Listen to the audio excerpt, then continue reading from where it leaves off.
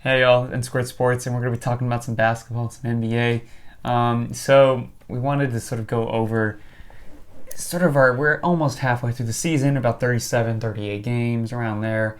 Wanted to give our predictions and sort of our thoughts on sort of the top teams from at this point. So Yeah. the Eastern Conference is sort of what we want to talk about first. So Nick, what's your opinion on the overall standings, and you think there's a team that could come up and rise up pretty quickly, or you think anyone can challenge the Bucks?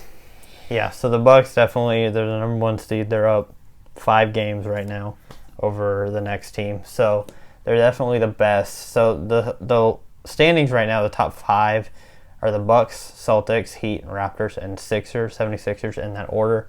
I don't think the Raptors are good enough to go anywhere when you have Kyle Lowry's good, but Pascal Siakam is just now entering his stardom, I guess. With Kawhi there last year, he was kind of had to take a back seat. He's just kind of growing into that role, and I just don't think with that it's going to be enough to get anywhere in the playoffs. So I think in a couple of years, maybe with him, and then they add somebody in the draft next year, possibly, then maybe. But for right now, I just kind of count them out. So my top 4 teams are the Bucks, Celtics, Heat, and 76ers. I'll probably go in order. I would probably go with the Bucks first, probably the 76ers second, Celtics third, and Heat fourth. And I think the 76ers definitely, we were talking about this earlier, have the best kind of roster to beat the Bucks. I think they have just the size and shooting that is good enough to beat the Bucks, and they have the length to defend Giannis, which is the most important, really. When you look at their starting lineup, they're all like 6'6" or bigger. They're just really long and lengthy guys, and I think that's what you need to beat, a team like the Bucks that also really long and lanky, kind of like that. For me, the Celtics and the Heat are teams that are really good, but I just don't think will be able to compete with the other two. The Heat, they have a lot of young players along with Jimmy Butler. They're just a fun kind of story. I don't know if they're really talented enough. They have talent and they have shooting, but they just don't have enough to beat a team like the Bucks or Sixers when it really matters. Consistently for more than, I mean, they had a great start and they beat a lot of teams, but just at the very end when it matters most, I don't think Jimmy Butler will be able to pull them through. The Celtics, they're probably my team that could do something just with the coaching with Brad Stevens. Kemba Walker, I think, has fit in very well with the Celtics, more than Kyrie ever did, really. And I think with Jason Tatum just getting better and better, Jaylen Brown playing better, Gordon Hayward is playing pretty good. So I think they have a lot of pieces to have a shot at one of them, but I think it's going to come down to the Bucks and Sixers. So, Nick, what do you think?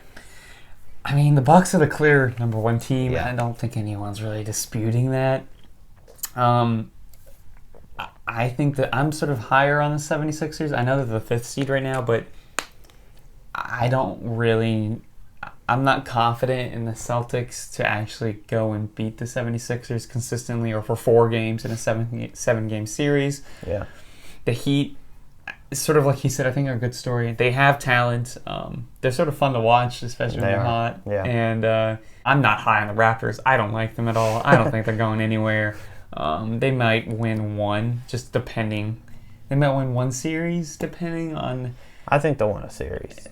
But if the Raptors are ending up having to face the 76ers or Heat and Celtics in the... if it's ended right now and the Raptors and Sixers played, I don't think the Raptors could, but I think if the Raptors get up to a 2 or 3 seed, they have a shot to beat a 6 or 7 seed. A lot of these teams in the Eastern Conference are benefiting from the fact that the Eastern Conference sort of sucks beyond the first 5 teams. I mean, Oladipo's coming back, so the Pacers should actually become a lot more relevant, and I would like to see sort of how he eases in and if he can actually make that team a lot more relevant.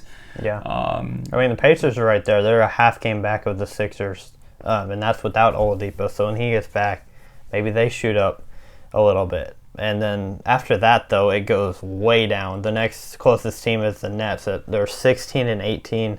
The Pacers are 22 and 14. So that's a pretty big drop off. So I really think it's a 6-team race. I really think it's only a 4-team race. But if you ask me, I would take a Victor Oladipo team over the Raptors, and I think it would be a 7-game series if it was the Heat. Yeah, I think the Raptors and Pacers are pretty even talent-wise, honestly.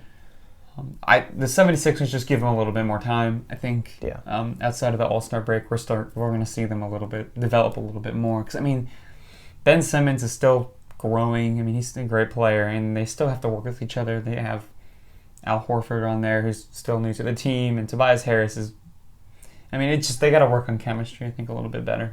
But they can beat anyone, and they can destroy anyone in the league, and I have no doubt about that. Yeah, they're a scary team to play. Whenever you have to play them, you're like, wow, this is going to be brutal because, I mean, they're tough and they're big, and it's hard to beat that. Yeah, it's really hard to beat that. You got to have a lot of skill to beat a team like that.